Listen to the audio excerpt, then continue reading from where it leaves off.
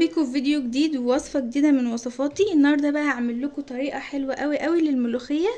هوريكم بقى انا بعملها بطريقة تقليدية كده، وطريقة سهلة جدا وحلوة قوي، وهتطلع طعم الملوخية معاكي احلى من المطاعم كمان. جبت حلة كده وحطيتها على النار، هنزل فيها بقى كده بشوية كده من الزيت. عندي كمان هنا قطعت حبة كده من الشبت والكزبرة ناشفين كده، خضر قصدي. وعندي هنا فلفل وكمون وملح. عندي بقى هنا الحلة وحطيت فيها كده حبة من الزيت. هنزل بقى في الزيت ده على طول بالخضرة بتاعتي اللي هو الشبت والكزبرة.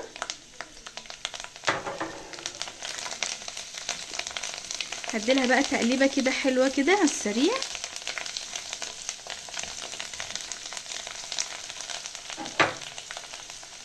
هحط عليها معاهم كمان حوالي معلقة صغيرة كده من الثوم والملح. انا مش عاوزه اقول لكم الريحه بصراحه اول ما تحطي الثوم مع الخضار ده في الزيت، بصراحه بتبقى الريحه رهيبه. نديلها تقليبه كده حلوه كده لحد ما احس ان الخضره بتاعتي بدات تدبل كده وتنام في الزيت.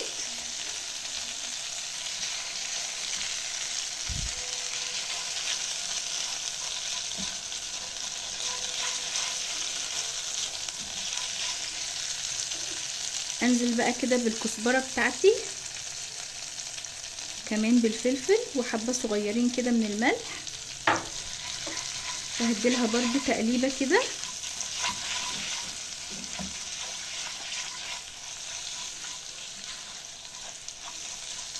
طبعا ما نعليش النار عشان الشبت والكزبره معايا ما يتحرقش. طبعا الخطوه دي بتخلي لون الملوخيه اخضر وحلو جدا جدا. هاخد كده بقى معلقه من الصلصه اهو، وندي بقى تقليبه حلوه كده.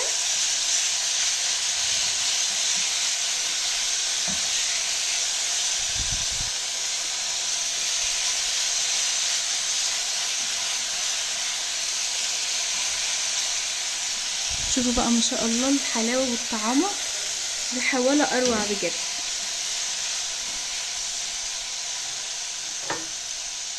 انزل عليهم كده بكوبايه من الميه.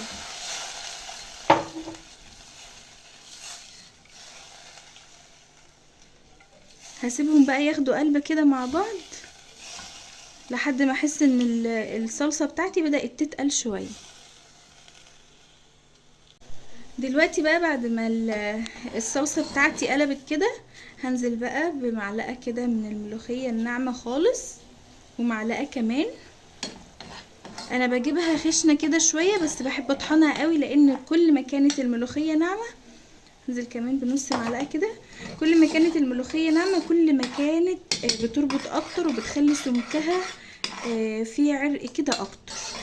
اما الملوخيه الخشنه دي بصراحه يعني ما بتكونش حلوه وما بتربطش قوي يعني. وكده بقى كانت طريقتنا في الملوخيه بصراحه حاجه كده ولا اروع، ما شاء الله اللهم بارك.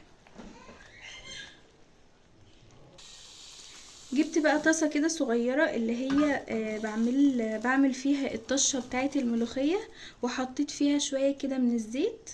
انزل برضو فيها بحبه كده من الثوم.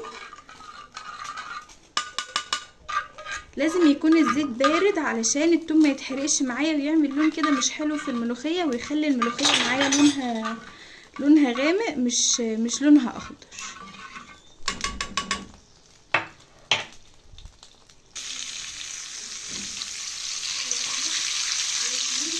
ودلوقتي بقى يا حبايبي الثوم بتاع الملوخيه بقى جاهز دلوقتي. هاجي بقى هنا بالملوخيه بتاعتي، هنزل كده في الزيت شويه كده اهو، وارجع احطهم في الملوخيه كده. وبكده الملوخيه بتاعتي تكون جاهزه ما شاء الله، بطريقه بطريقه حلوه قوي. ولونها ما شاء الله، انا مش عارفه هو باين في الكاميرا ولا لا، بس لونها حلو قوي بجد ما شاء الله، اللهم بارك. هتعجبكم قوي الطعم ده والطريقه دي بصراحه الطعم ده هيوديكوا كده في حته تانية. تعالوا بقى نختم كده الفيديو بتاعنا بالملوخيه القمر الحلوه دي، ما شاء الله جميله قوي وقوامها حلو قوي اهي ما شاء الله، بألف هنا وعافيه، ولونها حلو جدا جدا. واشوفكم بقى في فيديو جديد على خير، والسلام عليكم ورحمه الله.